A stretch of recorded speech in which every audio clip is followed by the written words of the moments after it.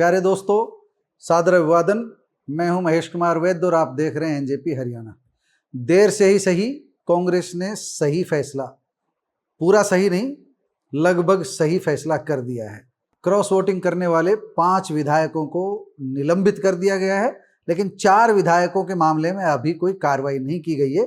इसलिए हम कह रहे हैं सही फैसला किया है, देरी से किया है, लेकिन थोड़ी सी रड़क रह गई है, थोड़ी सी कसर रह गई है। जिन लोगों के वोट रद्द हुए थे उनकी जांच शायद अभी जारी है, पूरी बात सामने नहीं आई है। कांग्रेस ने उन 4 विधायकों के खिलाफ अभी कार्रवाई नहीं की है जिनके वोट रद्द हो गए थे। फिलहाल केवल 5 उन विधायकों को निलंबित किया है जिन्होंने क्रॉस वोटिंग की थी। निलंबित करने का फैसला काफ़ी अच्छा है, कानूनी रूप से सही है। अब यह विधायक छटपटा सकते हैं, भारतीय जनता पार्टी में शामिल नहीं हो सकते, दूसरे दल में शामिल नहीं हो सकते, क्योंकि दूसरे दल में शामिल होंगे तो इनकी सदस्यता खत्म हो जाएगी। नियम यही है कि जब निलंबन की अवधि में उनकी संबद्धता कांग्रेस पार्टी के साथ जुड़ी रहेगी, यानी निलंबन के बाद उन्हें पार्टी व्हिप का पालन करना होगा, और जब कभी व्हिप की जरूरत पड़ेगी तो व्हिप का उल्लंघन ये 5 विधायक नहीं कर पाएंगे। इनको पार्टी लाइन पर ही चलना होगा, और अगर पार्टी लाइन तोड़ी तो इनकी बर्खास्तगी हो जाएगी, इनकी विधानसभा की सदस्यता खत्म हो जाएगी। अब इनके सामने दूसरे दल में जाकर चुनाव लड़ने का ही एकमात्र रास्ता बचता है।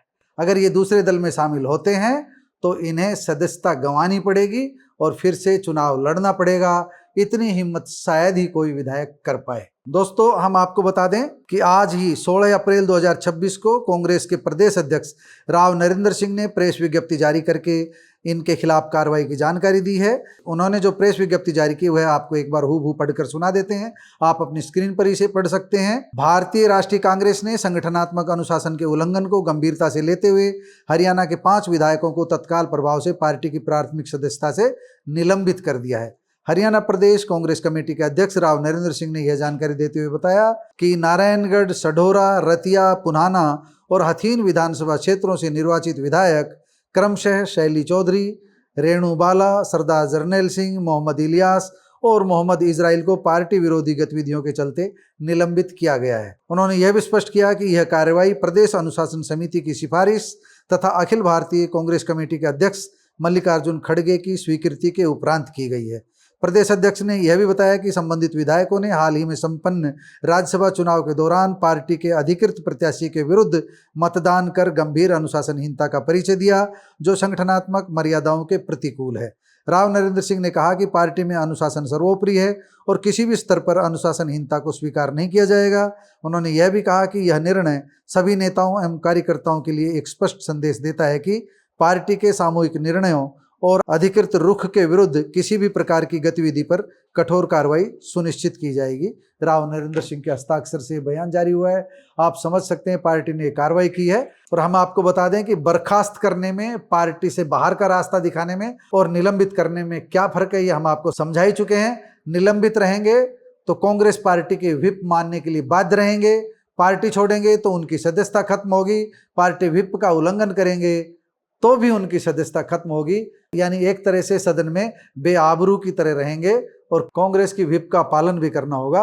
और कांग्रेस अगर उन्हें बर्खास्त कर देती, पार्टी से निष्कासित कर देती, निलंबन की बजाय निष्कासित कर देती, तो ये विधायक भी बरकरार रहते और किसी पार्टी में जा भी सकते थे। इनका रास्ता बंद नहीं होता, क्योंकि तब इनका स्टेटस जो है पार्टी से निष्कासित का होता, निलंबित का नहीं। और निलंबित रहेंगे तो पार्टी के अनुशासन में इन्हें आगे भी बंद कर रहना पड़ेगा।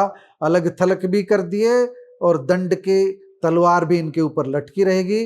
और हम आपको बता दें कि कांग्रेस के पूर्व प्रदेश प्रवक्ता वेद प्रकाश विद्रोही ने इसी तरह की मांग तुरंत बाद उठाई थी जब इन्होंने क्रॉस वोटिंग की थी। उन्होंने तो जिनका वोट रद्द हुआ था उनके खिलाफ भी कार्रवाई की मांग की थी, लेकिन जांच जरूरी है। क्या पता वोट रद्द किया गया चुनाव अधिकारी की गलती थी या और कारण था। कारण कुछ भी रहा हो, लेकिन कांग्रेस ने एक अच्छा संदेश दिया है। थोड़ी देरी की है। आज सुबह भी कुछ लोग मांग उठा रहे थे कि कांग्रेस क्यों देरी कर रही है। इस बीच राव नरेंद्र का पत्र आ गया है, उनका आदेश आ गया है। दोस्तों, कांग्रेस की इस कार्रवाई को लेकर के आप क्या समझते हैं, कमेंट बॉक्स में जाकर बताइएगा जरूर। नमस्कार, धन्यवाद।